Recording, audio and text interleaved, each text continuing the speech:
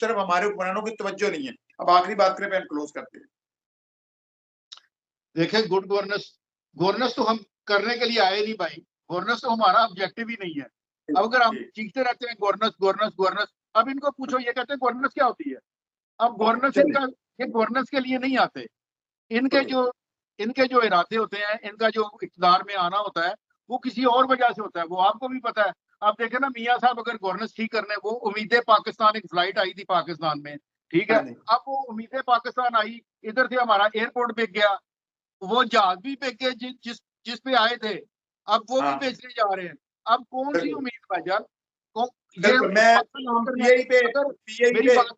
अगर नवाज शरीफ साहब को इक़्तिदार नहीं मिला था, तो नवाज शरीफ साहब को चाहिए था कि मैंने अपने भाई को अगर इक़्तिदार दिलाया तो आज गवर्नमेंट ठीक करो, मैं बैठा हूँ इधर, किस चीज की जरूरत है मुझे बताओ, मैं ला के देता हूँ, मैं सरमाया प्रोवाइड करता हूँ, मैं पाकिस्तान के लिए खड़ा हूँ। कि हमारे कुछ दोस्त अभी भी, अच्छा अभी भी ये उम्मीद लगाए बैठे हैं कि मियाँ साहब आएंगे तो मोशन भी बेहतर हो जाएगी, सब कुछ हो जाएगा। लेकिन मैं कह रहा हूँ कि वो अपनी बेटी और भाई को वो फार्मूले क्यों नहीं बताते, वो तरीकाकार क्यों नहीं बताते जिससे वो गवर्नेंस बेहतर करने को।